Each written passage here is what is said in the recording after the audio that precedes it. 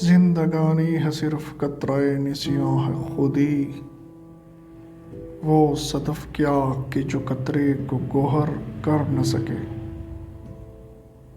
ہو اگر خود نگر و خود گر و خود گیر و خودی، یہ بھی ممکن ہے کہ تو موت سے بھی مر نہ سکے۔ ڈاکٹر علامہ محمد اقبال نے تو شعروں میں ہمیں حیات ابدی حاصل کرنے کا طریقہ بتایا ہے۔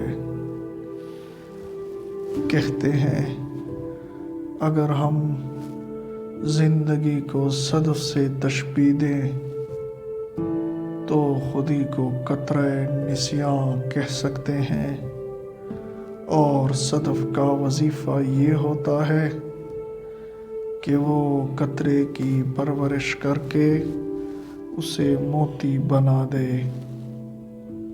پس ہم کو اپنی زندگی اس طرح بسر کرنی چاہیے کہ اعمال صالحہ کی بدولت ہماری خودی اپنے مرتبہ کمال کو پہنچ سکے۔ جس طرح قطرہ جب گوہر بن جاتا ہے تو مرتبہ کمال کو پہنچ جاتا ہے، اس کی صورت یہ ہے کہ انسان کو اپنی خودی کی حفاظت کرنی، یعنی اسے مستحکم کرنا لازم ہے۔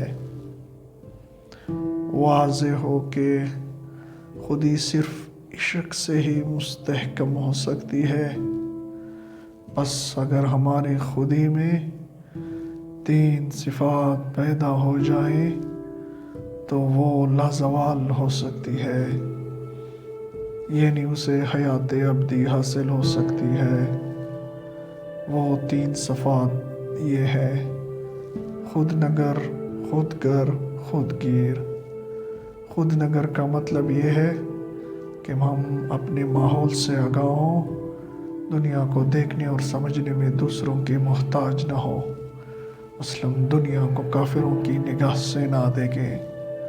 خود گر کا مطلب یہ ہے کہ ہم اپنی تربیت اور اصلاح کو خود کر سکیں کہ دوسروں کی دست نگر نہ ہو، مثلاً انگریزوں کا ضابطہ حیات اختیار نہ کریں۔ خود گیر کا مطلب یہ ہے کہ ہم اپنی حفاظت خود کر سکیں، دوسروں کے سہارے اپنی زندگی بسر نہ کریں، مثلاً کامن ویلتھ یا UNO پر اعتماد نہ کریں۔ ان تینوں صفات سے خودی میں پختگی پیدا ہو سکتی ہے۔